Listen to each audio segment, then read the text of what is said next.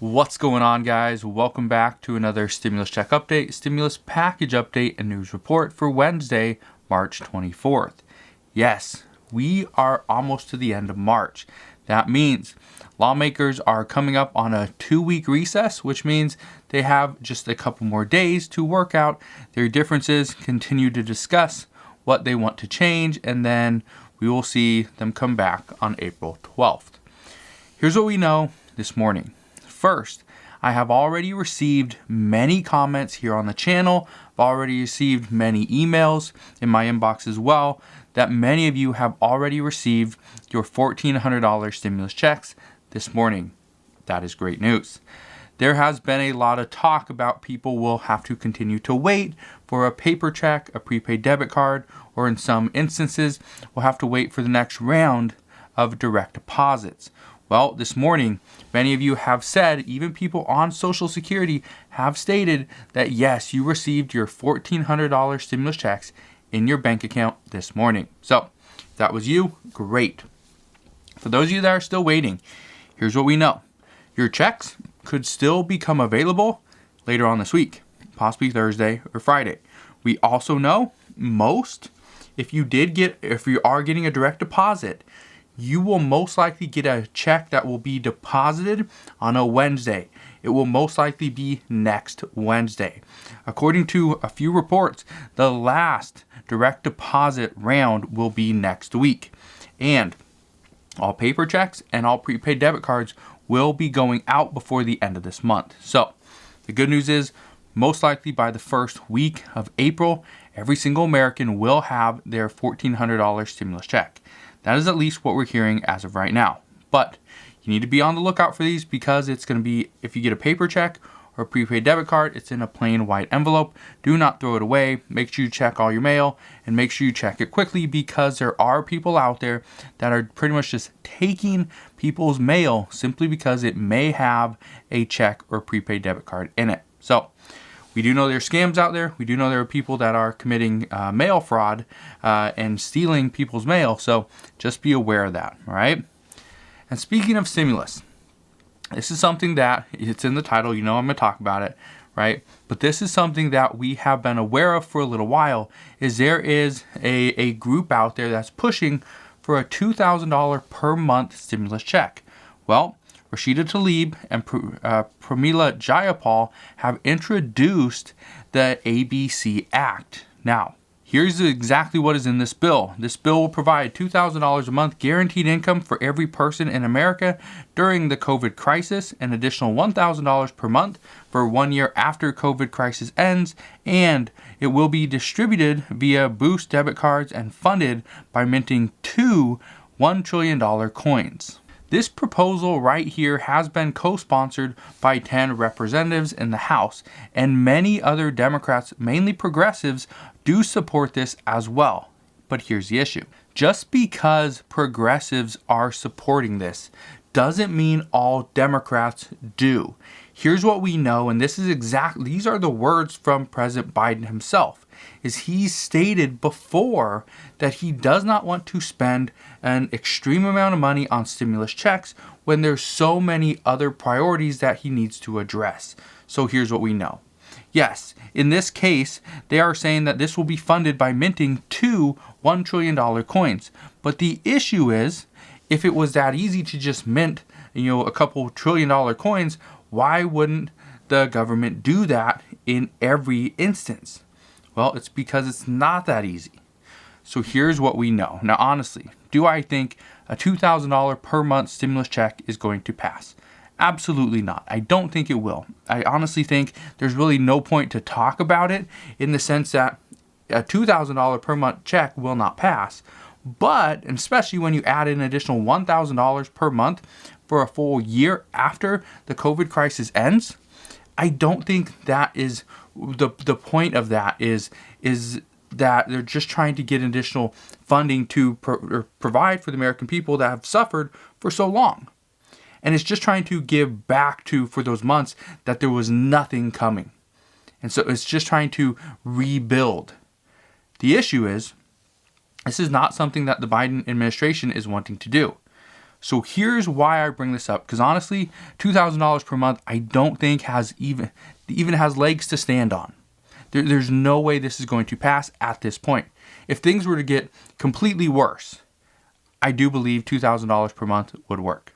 I do believe if we were to done this back last year, so 1 year ago today, this would have passed. This would have worked. However, we are now a year into the pandemic. We have shots going out. We have a lot of stuff going for us in this case. So here's what I do see. And this is not just me. Okay, remember, I'm just a guy on YouTube. But the experts, they are saying right now that what we can see is an additional stimulus check, a fourth stimulus check. It won't be for $2,000. Chances are, right now what some are saying is that many economists predict $500 to $1,000 is what we would need. That's where many people currently stand, between $500 and $1,000. So, will we see a fourth stimulus check? The chances are very high at this point. And if we continue to see more people, it doesn't matter, progressives, Democrats, or maybe Republicans, decide, let's push for a stimulus check. If we see more people push for it, we are going to have a fourth stimulus check. As to the size, we don't know. As to the amount of people that will get it, again, we don't know. When would this pass? Again, we don't know. But what we know right now is most likely we will see this call for a monthly stimulus check turn into a one-time stimulus check. This means that, yes, we will get a fourth stimulus check, and it will most likely be coming in the near future. But here's what I want you to really keep in mind. The talks on the $1,400 stimulus check, $1,200, $2,000, $500,000, whatever figure you want to throw out there, doesn't matter. The talks on the next stimulus check are all dependent on, will we get a $15 minimum wage provision? Experts are currently saying that right now, the way it works out is if Democrats were to somehow get bipartisan support on a minimum wage increase, then the talks on another stimulus check would pretty much stop. There'd be no need for the additional talks because the people they are trying to provide a stimulus check to would then essentially be getting a raise because of the minimum wage increase. So this is something that we definitely need to keep an eye on. Right now, I can tell you there is a high likelihood that another stimulus check does pass because in most cases, there is not going to be any bipartisan support on a $15 per hour minimum wage increase. Could we see $10 to $12? Yes, we could. But that would also open the door up for a smaller stimulus check, maybe around the mark of like $500 per month or $500 total. But what this does is by lowering the minimum wage increase to $10 to $12, now Democrats and specifically progressives are looking at like, well, if we're going to take it down to $10, okay, maybe we don't pass a $1,200 stimulus check and $10 minimum wage provision. Maybe do $10 and a $500 stimulus check to provide for those that are not going to get that full incentive of, okay, you can get $15 per hour for working. So it's kind of going back and forth of how do we get people back into their jobs, but how do we also provide for lower income and middle income families? That's the issue. So again, we just have to wait and see what lawmakers decide to do moving forward. Now, let's discuss rental assistance because this is another big thing, and this is also something that Janet Yellen brought up yesterday during her hearing. So, what we know at this point is many tenants who applied for rental assistance are getting screwed. Yes, they are getting screwed simply because landlords at this point are being asked by counties and their states to take less than what they are currently owed. For instance, in many counties, I know especially in Florida, California, here in Washington State as well, I believe a few down in Texas also. I didn't go through every single county in the United States. I just kind of bounced around. But I do know in California, Washington State, Florida, and in Texas, there are some counties that are telling landlords, okay, here's the deal. We're going to give you the 12 months of back rent that you are owed. However, you are going to accept 60%, and then you're going to waive the other 40%. And you cannot evict this tenant. You cannot evict the tenant, no matter what. And here's the issue. Landlords are now saying that no, We will not accept those terms because that is not what we agreed to. The tenant still has to pay 100%, and we need to figure out a way to do that. Well, this is why many people are currently very upset, and many people are worried they are going to be evicted, because currently throughout the United States, the CDC eviction moratorium extends on March 31st. So we only have 7 days. That is a big issue. However, some states have enacted a different law stating that and actually pushing back the eviction moratorium for their state only. Okay, I know California is one of those states that has pushed it back all the way till June 30th. So, here's what you need to keep in mind. Right now, lawmakers, they passed this bill. They passed this large bill, for $25 billion a few months ago for your rental assistance, which was great. We needed that. However, the money is still slowly coming out. And then, just a couple weeks ago, President Biden passed a bill, the American Rescue Plan, that included an additional $25 billion for rental assistance. That brings us up to $50 billion. However, the issue is states are currently struggling to get that money out simply because so many landlords are rejecting these terms. So here's what we are now hearing, and this is exactly what Janet Yellen brought up yesterday. She said that there are a lot of lawmakers that are talking about this, and she is demanding answers. Why is this rental assistance so slow to be rolled out? Well, this is why. Because the federal government, remember, the federal government, and this was under the Trump administration, and I'm not blaming the Trump administration, I'm not blaming the Biden administration, because they're both at fault here. The Trump administration originally said, okay, we're going to provide $25 billion to states for rental assistance. Perfect. However, they left it there. They said it's up to the states to kind of administer the money and determine their own rules. This is why we're at this point where we are right now. But now Congress is saying that we need to step up and we need to fix this. We need to fix this slight oversight. Well, I think this is more of a slight oversight. This is a huge mistake because Congress should have never left it up to the individual states to administer this money and to determine who is going to be eligible and how much money they would get. That is the issue. Every single state is currently different. So, we will have to wait and see what happens there, but as of right now, this is not great news. Yesterday, we did get more guidance from the IRS, though, regarding unemployment income. This is good news. They stated that unemployment income will not count towards your $150,000 in adjusted gross income. Meaning, if you made $140,000, let's say, in actual income, and then you got paid an additional $15,000 in unemployment income, you technically in the previous bill, you wouldn't have qualified for the unemployment income tax waiver of up to $10,200 in income. However, the IRS cleaned up this language. They did this yesterday. So now that they are saying that no, any unemployment income doesn't count towards your actual income, your adjusted gross income, because it's actually a jobless benefit.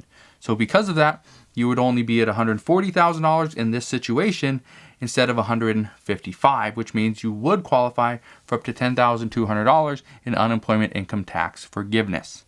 That is the good news. Speaking of the IRS, let's jump into something else. They stated the other day that during the middle of the month, last month, that they were behind by roughly 7 million tax returns. But they also said they have been extremely overwhelmed and hope to get them processed by this summer.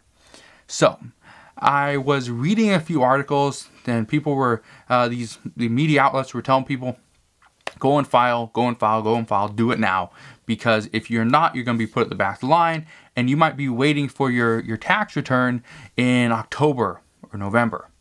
And that's quite possible. However, in every single article, nobody ever said this, and I want to just put this out there, is if you are planning on paper filing your 2020 tax returns, do not do that.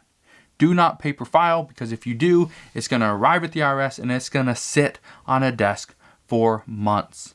What I suggest you do is you e-file.